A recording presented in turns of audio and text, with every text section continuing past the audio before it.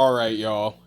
Can we talk about this episode of Jujutsu Kaisen? My goodness. This is an episode I had to jump onto immediately after I finished watching it. Because, in my personal opinion, and I'm not talking about animation when I say this, but I think this is the best episode of the show. Might be an unpopular opinion, people might think episode 13 or 16 or 17 are better. This is definitely my favorite episode. I'm not even gonna lie. Might be recency bias, I don't care. If you saw my live reaction over on TikTok, you would know I was jumping out of my freaking seat watching this episode. Literally getting so hyped from the hands that were constantly being thrown throughout this episode. Is it perfect? Obviously not. There's some weak drawings in there. There's some odd problems in there from the animation standpoint. But even still, the fact that they're putting out like year-defining episodes, even this late in the game, even under the poor conditions that have happened, I'm just blown a freaking way. Yes, this is gonna be a short talk about the most recent episode of Jujutsu Kaisen, some of the names behind it, some of the animation behind it, and obviously a lot of the things I liked throughout the episode. So please give me a like and subscribe if you want to see more of this, as I am going to be talking about things other than Jujutsu Kaisen. Hopefully I can get some of those videos out this week or next week, but we'll see. But let's get into it. So for this episode, the episode director and storyboard artist for this week, we have Yuji Takuno. This person was not previously on my radar, so it's good to learn about them because their game is definitely something to get familiar with. And their take on Jujutsu Kaisen is one of the best we've seen ever. From what I've seen, they have their hand in some pretty nice Fire Force episodes, as well as they have some pretty nice One Piece episodes going along with it. And the episode they crafted today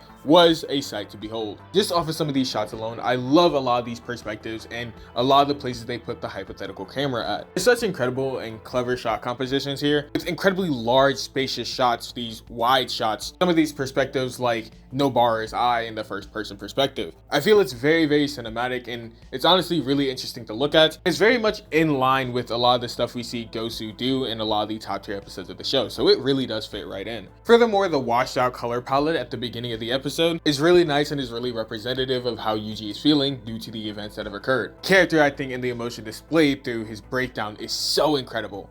And I love all the energy and the build up on Mahito's Black Flash. And that faraway shot, it looks so beautiful to me. Oh my goodness. The animation isn't that crazy for Mahito beating up Yuji, but what really sells it is the voice acting here.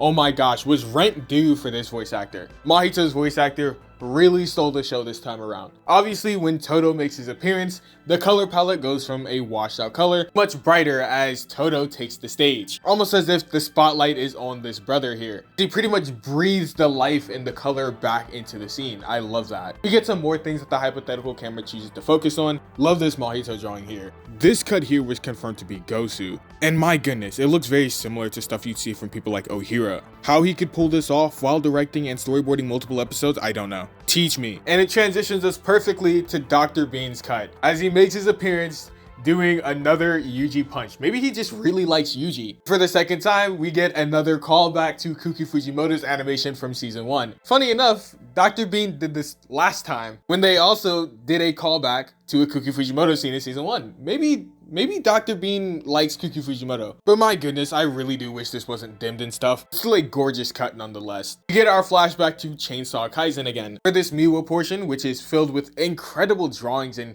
stunning character acting. And the compositing really does complement Miwa's face. It looks so pretty. This was handled by Ligton, who did do a fair amount of character acting in Chainsaw Man, specifically in EDs and the last episode, so there's the Chainsaw Kaisen connection. Back to the action, not necessarily a fan of this cut. However, the cut after has Hayato Kurisaki's really nice effects animations, because this man doesn't stop doing that for some reason. Man is seriously doing what he does best. We get to the last notable cut I really want to talk about, done by Kohei Hirota. And yeah, we know what style this is. We know what they were doing here. Full on, hard, spectacle, Utapon style animation. Obviously the build up and the impact frames for good measure on that throw, the release, the sharp edges on the wind effects, the spiky smears. We also see that spikiness on the background, the shading, and honestly the colors, it does remind me of Space Dandy. That one Nakamura cut in Space Dandy where everyone's dancing, you guys know what I'm talking about. The most Nakamura cut to ever Nakamura in Jujutsu Kaisen. And obviously everything plus ultras into that final attack. Absolutely brilliant. Definitely my favorite cut on the episode, or maybe second favorite because I really do love Dr. Bean's cut. But still, perfectly replicating Yutaka Nakamura's style is a W in my book. But even though the credits are rolling and the music is literally playing, these people will not stop. They're just not going to stop till the end.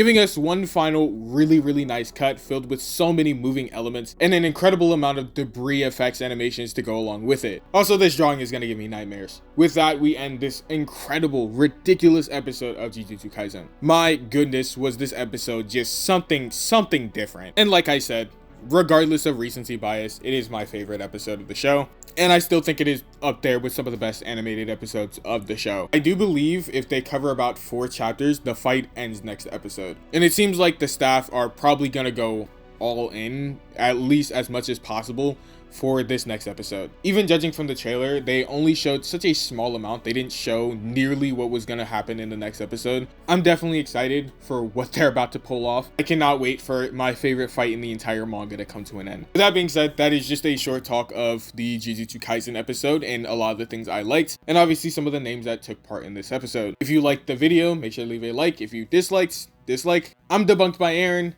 and I'm signing out. Have a fantastic day.